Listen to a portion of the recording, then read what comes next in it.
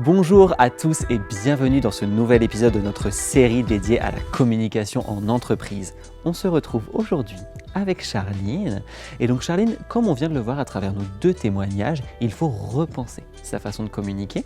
Et donc pour illustrer tout ça, je te propose un petit jeu, le vrai ou faux de la communication. Ça tombe bien, j'adore les jeux, c'est parti. On y va. Charline, vrai ou faux? Un message court n'est pas impactant. C'est faux. C'est faux.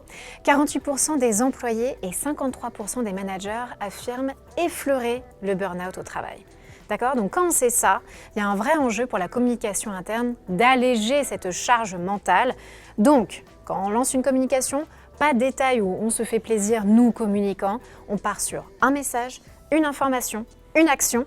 La com, c'est pas de la déco, c'est censé être productif. Exactement. Deuxième vrai ou faux, Charline.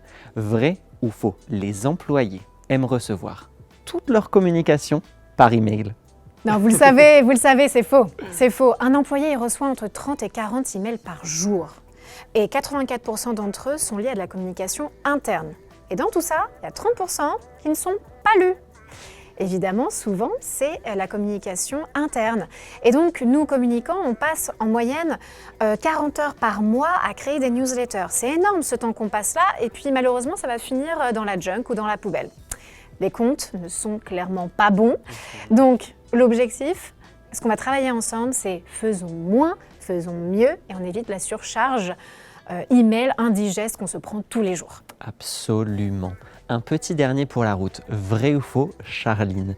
Les dirigeants d'entreprise n'ont pas leur place dans la communication interne. Pas 203, c'est faux. C'est faux et justement, c'est aujourd'hui que ça se passe pour les leaders.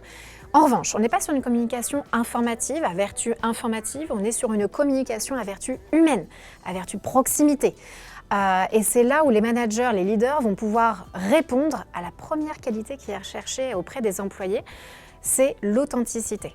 Et selon le World Trade Index, 85% des employés aujourd'hui indiquent que l'authenticité est la qualité numéro 1 qui est recherchée pour que le leadership m'amène à donner le meilleur de moi-même au travail. Donc le leader, c'est maintenant que ça se passe, c'est maintenant qu'il faut prendre la parole, c'est maintenant qu'il faut être visible et au plus proche des employés. Vous l'avez compris, c'est maintenant. Merci Charline de t'être prêtée au jeu.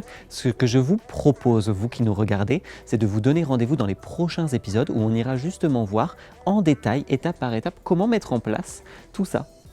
C'est parti, moi j'ai hâte de voir ce que ça va donner. On y va? Merci beaucoup, à très vite.